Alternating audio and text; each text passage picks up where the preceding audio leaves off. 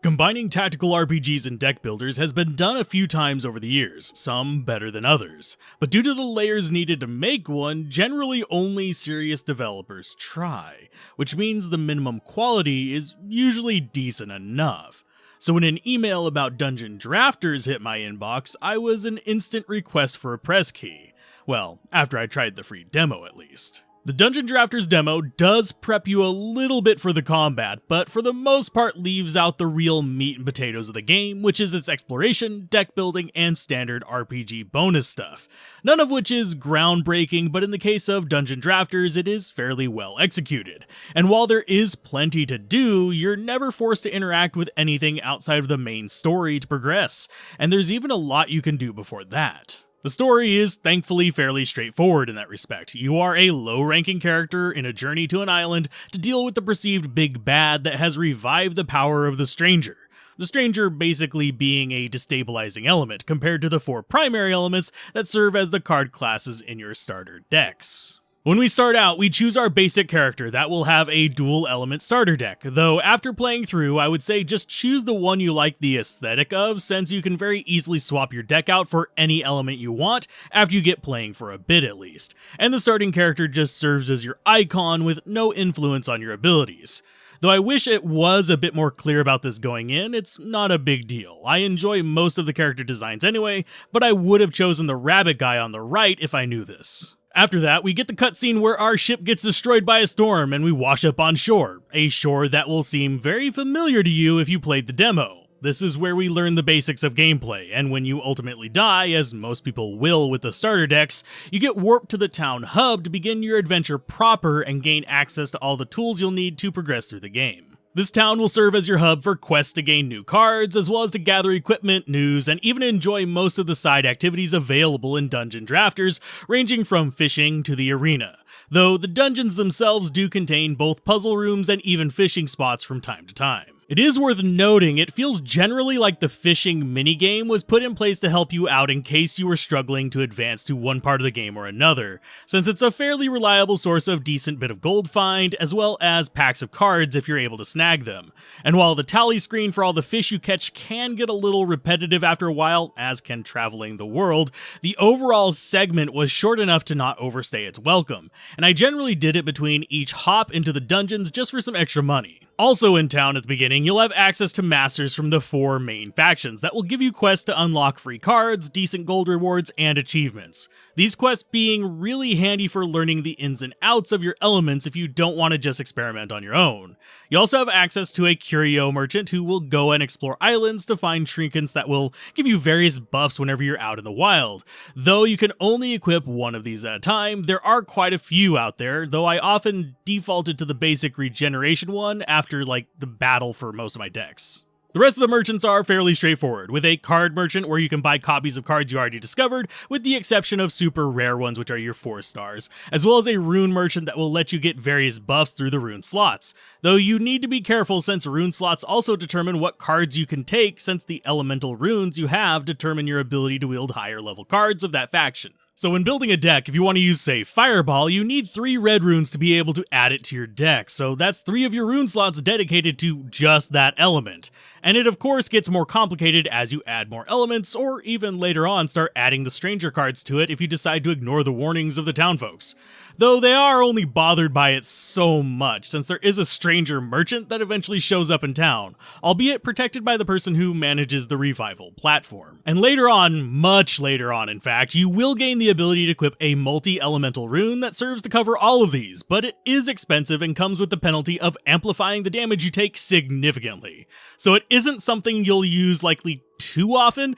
and you'll have likely spent a decent chunk of your resources along the way on other runes as they unlock with the story progression, and these are kind of expensive to get a full stack of. Other things that unlock with story progression are, of course, more rune slots, maximum deck size, as well as various challenges in the arena, such as new puzzles for rewards, new gauntlets to fight through, as well as various drafting modes to challenge yourself in things that would be familiar to most TCG players. Now, to get this progress, you need to do dungeons, and in these dungeons, you will be dealing with procedural generation to an extent, where if you go through enough, you will get a general idea of how to deal with most core room layouts you'll see, but the enemy variety in some of them will catch you off guard, and no overall map layout will be identical. At least in my playthrough, I never saw floors repeat themselves outside of specific hub floors. Though, while I was not able to do it myself, I could see some players potentially knocking out the final dungeon tower without doing the other dungeon bosses, possibly as part of a speedrun. But I'm not sure you'll be able to handle the latter stretches of it without increased deck sizes, since there are some fairly large gaps between reshuffle nodes,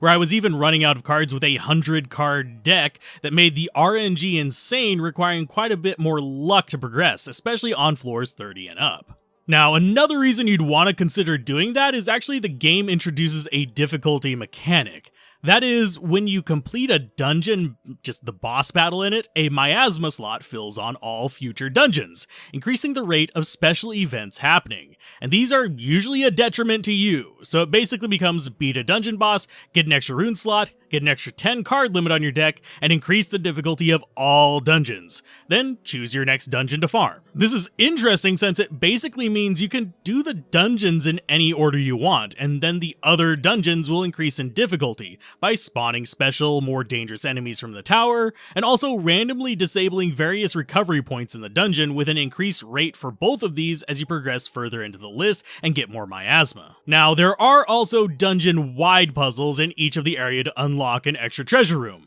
and I don't know how rewarding these are since I didn't have time between getting the press key and release to really sit down and dig through the hints that are scattered randomly in each dungeon to try and figure it out.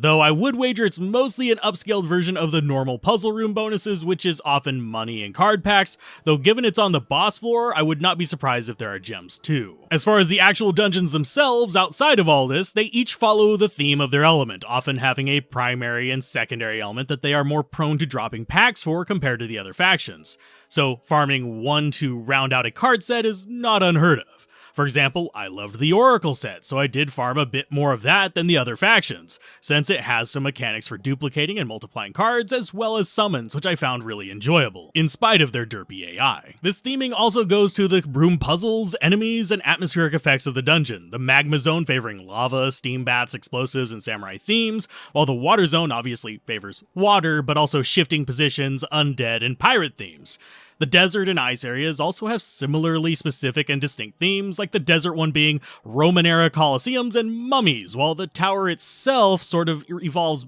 basically around all the concepts, though it ends up being combined with the somewhat cliché crystal and library themes of JRPG Final Dungeons. A lot of these zones also play on learning to break the mechanics of the area as well. Since you can draw up to 5 cards, you start with 3 action points per turn and you have 10 life. But by using specific sets of cards, specific tricks with them at least, and other similar functions, you can break these systems by doing things like raising your action points into unreasonable levels, or holding hundreds of cards in your hand, or even making yourself indestructible multiple turns in a row. Though I think I may have taken some of these to an odd extreme that was unintended, though felt a lot more necessary in the final dungeon. Thankfully, most of the bosses are able to be played through with this type of mentality as well, basically figuring out the puzzle rather than smashing your head against a raw difficulty wall. Even to the point where I thought I had found an exploit that let me steamroll a few of the bosses, only for the game to pull a gotcha move with one boss that negated my death by a million paper cut strategy,